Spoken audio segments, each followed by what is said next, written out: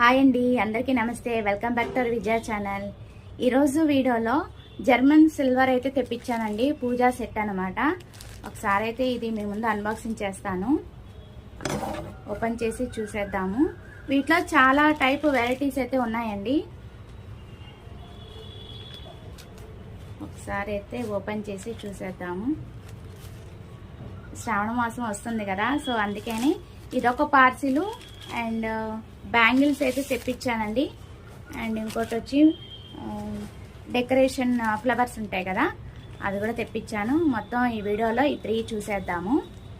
First అయితే German silver అయితే తీసేస్తున్నాను, అన్బాక్సింగ్ చేస్తాను.